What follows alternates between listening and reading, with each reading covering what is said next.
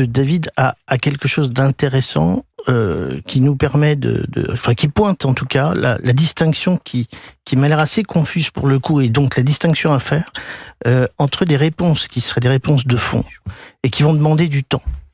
Et que j'ai l'impression qu'à chaque fois qu'il se passe quelque chose comme ça, on vient chercher ces réponses-là, mais comme si elles allaient agir tout de suite, maintenant, sur les jeunes. Non. Donc, ce que dit David, finalement, ce que j'entends, c'est que il va falloir, de toute façon, éponger un certain temps tout ce qui a participer à ces passages à l'acte.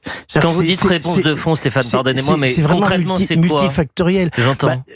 Si on commence à faire le diagnostic, ça va prendre du temps. Mais rapidement, concrètement. En gros, c'est un peu ce que vous dites. C'est-à-dire des réponses de fond.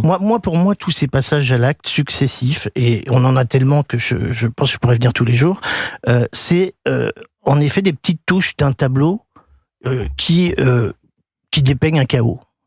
C'est-à-dire qu'on est dans une société, en fait, qui a perdu complètement ses repères. Alors évidemment, ça ne touche pas que les jeunes, mais il se trouve que les jeunes sont les plus fragiles, qui cherchent des figures d'identification, d'autorité, pour les contenir, et qui ne les trouvent pas. Donc, on pourrait presque dire que, d'une certaine manière, même les ados qui passent à l'acte et qui sont coupables sont aussi victimes. Sont aussi victimes de ce monde dans lequel on les laisse livrer à leurs pulsions, à leurs angoisses, et que évidemment certains vont trouver des solutions dans un passage à l'acte auto-agressif, c'est-à-dire que moi j'ai connu quand même à la sortie du Covid, non pas pendant le Covid, mais à la sortie, une avalanche de tentatives de suicide qui était effrayante. Une vague dépressive. Ou alors en effet des passages à l'acte hétéro-agressifs.